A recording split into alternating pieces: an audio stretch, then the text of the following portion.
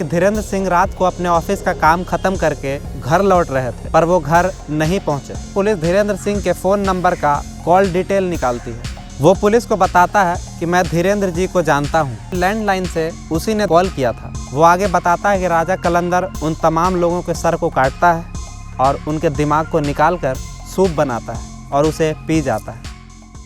India में बहुत से ऐसे क्रिमिनल्स हुए हैं जिन्होंने एक से बढ़कर एक संगीन अपराध किए हैं। आज की कहानी भी उन्हीं संगीन अपराधियों में से एक की है, जिसका नाम राजा कलंदर है। मैं पहले ही आपको वार्निंग दे देता हूं कि अगर आप कमज़ोर दिल के हैं तो ये कहानी आपके लिए नहीं है, और ना ही ये वीडियो बच्चों के लिए है, इसलिए बच्चे इस वीडियो को बिल्कुल ना देखें। बढ़ते हैं कहानी की ओर। रूह कपाने वाली ये कहानी उत्तर प्रदेश के इलाहाबाद शहर की है। यहाँ एक ऐसा अपराधी पुलिस के हाथ लगा था जिसने 14 लोगों को मौत के घाट उतार दिया था, वो भी बिना किसी रीज़न के। आज की कहानी में हम जानेंगे कि आखिर ये राजा कलंदर था कौन और उसने ऐसा क्यों किया।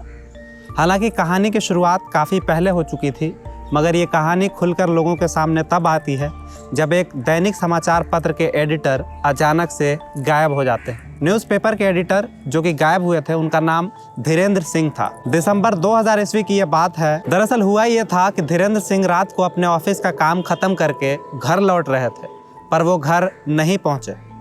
जब घर वालों ने उनको कॉल किया तो उनका कॉल बंद आ रहा था। घर वालों को लगा कि नेटवर्क नहीं है। वो थोड़ी देर बाद फिर से कॉल करते हैं, फिर भी कॉल नहीं लगता। घर वालों को लगा कि शायद वो ऑफिस में ही रुक गए हैं। घर वालों को ये चीज़ अभी तक काफ़ी नॉर्मल लग रही थी, क्योंकि धीरेंद्र एक जर्नलिस्ट थे और जर्नलिस्ट को कभी कभी एक्स्ट्रा वर्क करना पड़ता है। धीरेंद्र के लिए भी कभी कभार ऑफिस में रुक जाना या देर रात तक घर लौटना एक नॉर्मल सी बात थी। लेकिन घर वालों की चिंता तब बढ़ती है जब अगले दिन भी धीरेंद्र घर नहीं पहुँचते और उनका अभी तक धीरेंद्र से राब्ता नहीं हो पा रहा था। घर वाले धीरेंद्र के ऑफिस में कॉल करते हैं तो पता चलता है कि वो कल ऑफिस के बाद घर के लिए निकल गए थे।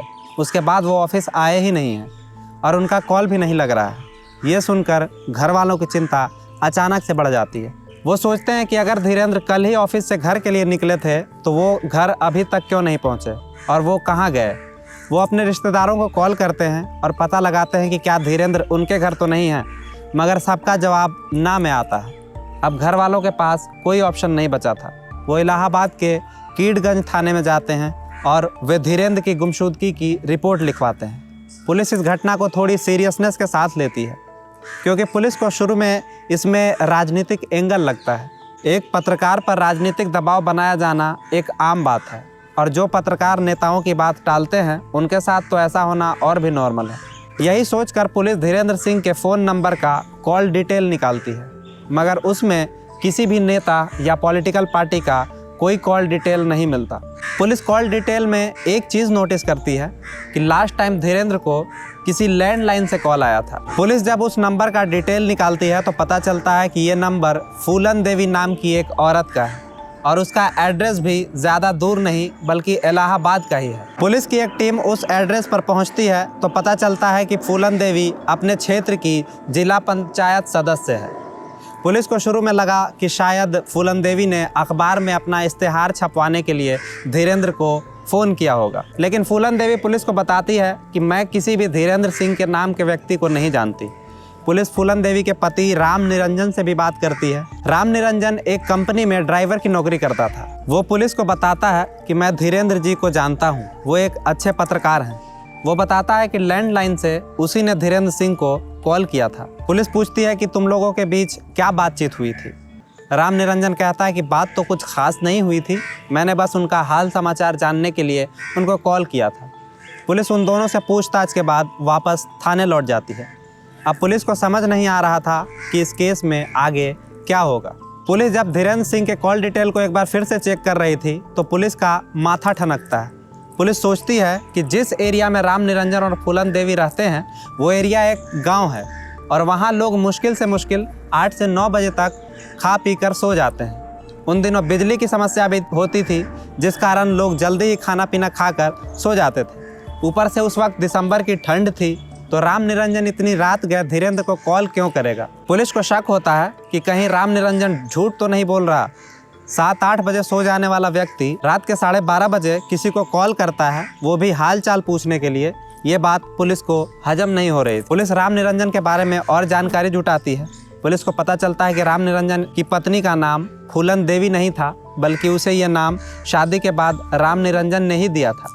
साथ ही पुलिस को राम निरंजन के 2 बेटों का नाम भी पता चलता है। इनका नाम निरंजन ने अदालत और जमानत रखा था। पुलिस जब राम निरंजन के बारे में थोड़ा और रिसर्च करती है तो पता चलता है कि वो कोई साधारण ड्राइवर ही नहीं था, बल्कि ये कई तरह के अपराध में भी शामिल रह चुका था। पुलिस राम निरंजन को पूछताछ के लिए हिरासत में लेती है, जहाँ पुलिस की लाठी खाने के बाद वो कहता है कि उसका एक गिरोह है जो ऐसे काम करता है, लेकिन वो आगे की स्टोरी बताने से पहले कुछ खाना चाहता है। पुलिस कहती है कि क्या खाना चाहते हो? वो कहता है कि मैं कुकर में बनाया हुआ दाल पीना चाहता हूँ।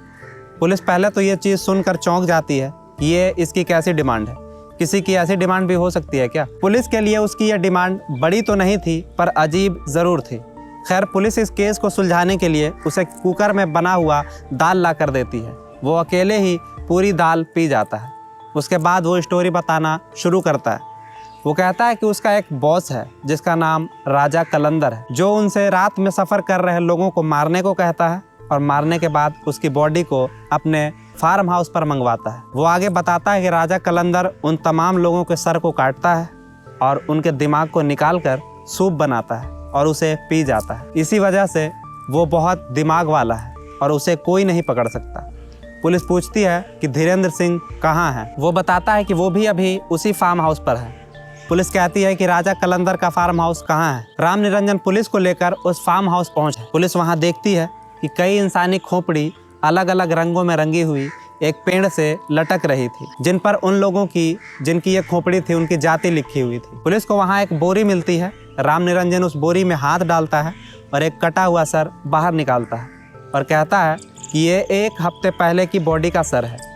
दूसरी बार हाथ लगाता है और एक और सर बाहर निकालते हुए कहता है कि ये भी 7-8 दिन पहले का है, और इसी तरह तीसरा सर निकालता है और कहता है कि ये धीरेंद्र सिंह का है। वो आगे बताता है कि धीरेंद्र सिंह की बॉडी के बाकी पार्ट्स उसने मध्य प्रदेश के रीवा शहर में फेंक दिए हैं। पुलिस बताए गए लोकेशन पर सर्च करती है तो सच में धीरेंद्र सिंह की बॉडी उसी लोकेशन पर मिलती है। पुलिस ये तमाम चीज़ देखकर कांपने लग जाती है। इतना डरावना मंजर इन पुलिस वालों ने भी अपनी ज़िंदगी में पहली बार ही देखा था। पुलिस जब राम निरंजन से पूछती है कि उसने धीरेंद्र सिंह को क्यों और कैसे मारा, वो बताता है कि उसके काले करतूतों के बारे में धीरेंद्र सिंह को पता चल गया था और वो अखबार में छापने वाला था। वो आगे बताता है कि इसीलिए मैंने उस रात धीरेंद्र को कॉल किया था और फार्म हाउस पर बुलाया था। जब धीरेंद्र वहां पहुंचा तो वहां पहले से ही राजा कलंदर ने आग जला रखी थी। धीरेंद्र बाइक पर सवार होकर आया था, इसलिए उसे ठंड लग रही थी और वो भी आग सेंकने लगा था। और इसी बीच राम निरंजन का साला वक्षराज पीछे से वहां आता है और धीरेंद्र को गोली मार देता है, जिससे धीरेंद्र की वहीं पे मौत हो जाती है। ये पूरा प्लान राम निरंजन, राजा कलंदर और वक्षराज का था। जब पुलिस वक्षराज को पकड़ कर लाती है और पूछताछ करती है तो वो भी ये तमाम चीज़ें कबूल कर लेता है। अब तक पुलिस को राम निरंजन और वक्षराज 2 मुजरिम तो मिल चुके थे, अब बस राजा कलंदर को ढूंढना बाकी था। मगर पुलिस को वक्षराज एक ऐसी बात बताता है जिसे सुनकर पुलिस को भी विश्वास नहीं होता कि ऐसा कैसे हो सकता है। वक्षराज पुलिस को बताता है कि राजा कलंदर कोई और नहीं है बल्कि राम निरंजन ही है। वो जब फार्म हाउस में होता है तो खुद को इसी नाम से बुलाता है। उसे खुद को राजा कहलवाना अच्छा लगता है। वो खुद को सबसे बुद्धिमान समझता है। फार्म हाउस में चेकिंग करने पर पुलिस को राजा कलंदर की एक डायरी मिलती है जिसमें उसने अपने तमाम अपराधों का काला चिट्ठा लिख रखा था। उसमें कुल 14 लोगों के नाम लिखे हुए थे, जिनके नाम के आगे उनकी जाति लिखी हुई थी और हर नाम के आगे एक क्रॉस का मार्क लगाया हुआ था। उस डायरी में कुल 14 लोगों के नाम दर्ज थे और उसमें सबसे आखिरी नाम धीरेंद्र सिंह का था। यानी कि उस डायरी के अकॉर्डिंग राजा कलंदर ने 14 लोगों को जान से मार दिया था और उन्हीं में से कुछ लोगों के सर से दिमाग निकालकर सूप बनाया और उसे पिया था। उसके बाद खोपड़ियों को फार्म हाउस के उसी पेड़ पर पेंट करके लटका दिया था। उस डायरी की मदद से पुलिस को ये पता चलता है कि राजा कलंदर लोगों को बिना किसी रीज़न के मार देता था, केवल उसका जाति देखकर। अगर उसे लगता कि इस जाति के लोगों का दिमाग तेज़ होता है तो उस जाति के किसी एक व्यक्ति को पकड़ता और उसे मारकर उसके दिमाग का सूप बनाता और पी जाता था। उसे लगता था कि ऐसा करने से उसका दिमाग भी बढ़ जाएगा। वो अपने आप को अपनी दुनिया का न्यायाधीश मानता था।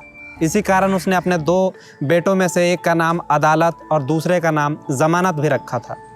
उसका मानना था कि उसने अपने बेटों का नाम ऐसा जानबूझकर रखा है ताकि अदालत और जमानत उसकी मुट्ठी में रहे। पुलिस जब राजा कलंदर के घर वालों से ये बातें पूछती हैं तो पुलिस को पता चलता है कि इन बातों की भनक उसने घर वालों को भी नहीं लगने दी थी।